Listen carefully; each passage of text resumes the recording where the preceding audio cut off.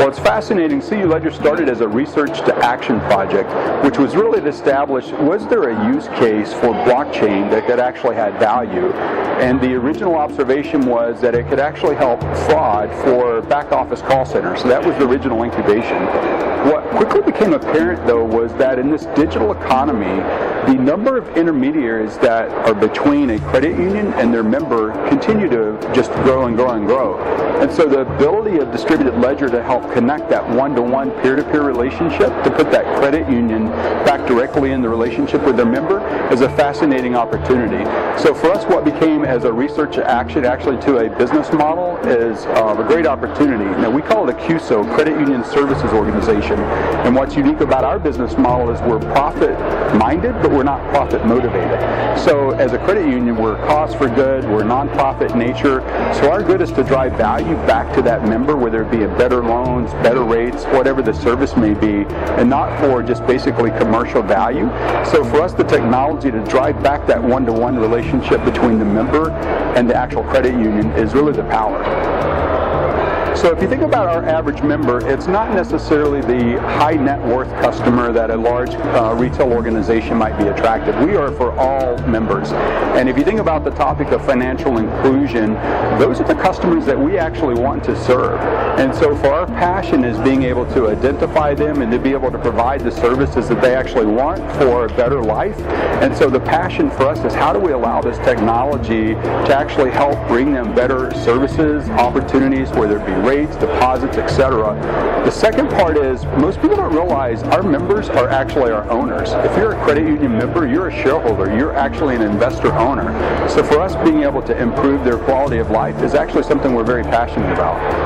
And if I go back to the days of TCP/IP, right, which is probably what we most equate to, it's none of us would have actually predicted what came out of TCP/IP. So that actually adoption curve is a model that we can somehow study, but we all agree that adoption is much faster. So it's not 10 years anymore, it's 5 years or it's 3 years. So the ability for that technology deployment is global. So for me, the beauty and fascination around blockchain is not the hype of crypto, but that decentralization impact. And again, the ability to connect that peer-to-peer, that will actually explode very quickly. Well, if you think about the 2 billion people globally, the only reason they don't participate in the ecosystem today is simply because they can't be identified. And credit union cooperatives are the only financial services provider that really wants to serve them. And so what we desire is through technology is to be an enabler to connect that credit union cooperative with that member to actually allow them to have the participation of full financial services. We're the glue, we're the connector, the enabler that basically brings them together. I think if you look at the pain points in our life, I think that always is the place where we start. So the points of friction, for example, of just the simple activity of being able to acquire a financial service, a loan, being able to board a transportation instrument very quickly, the train, all of those pain points in our life that are frustrated and are complex just because of the connectivity involved. If you think about the revolution of technology, it's the ability to streamline and remove that friction. So for me, it's identifying those 4 or 5 pain points that are actually in our life and then how technology can actually have a positive influence. If I think about the ability for consumers to demand choice, it will not only be the fact that I have a choice, I will expect you to understand what my choices should be and to be able to present those recommendations before I've even thought about it. So if I look 20 years ago where I had very limited choices around financial services, if I think about the 25 years ahead, it will almost be expected that I can interact with you anytime, anywhere, by any choice, and you should actually expect what I expect. And I think that ability for consumer choice will just be radical versus what we've seen in the last 25 years. I think the power of data will absolutely be as important tomorrow as it is today. I think the change will be who controls the data and who actually drives the value of how that data is used. And I believe that consumer choice will be back to me. I will determine how and when and where I present my data, and then I will drive actually how that value is actually contributed. So today you may use my data based on your knowledge to determine how you might either negotiate deals or value offers.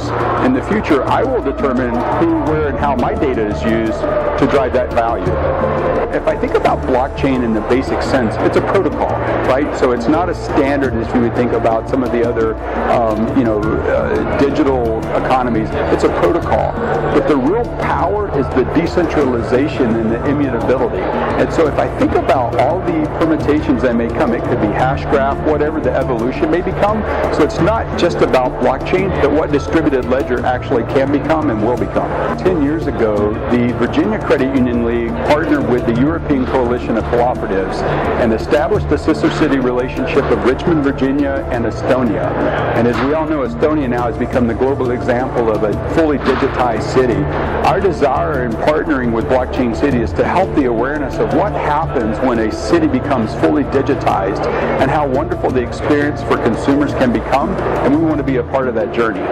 The power of the documentary is to help in a very pragmatic way to understand how your life should be and the practical simplicities that your life can experience without having to change who you are fundamentally, but just to be able to improve your everyday life and to be able to take advantage of those utilities that are actually right there before you. And the phenomena is that it's global. It doesn't matter what city, what nationality, all of that is actually on common ground across the world. And so the power of the documentary is to be able to simplify that, so to understand this is something I can actually take advantage of today. You should absolutely go watch the documentary of Blockchain City. I think you'll find it fascinating. We're excited to be part of the journey, and we're excited to be part of your revolution. You'll have a great time watching it.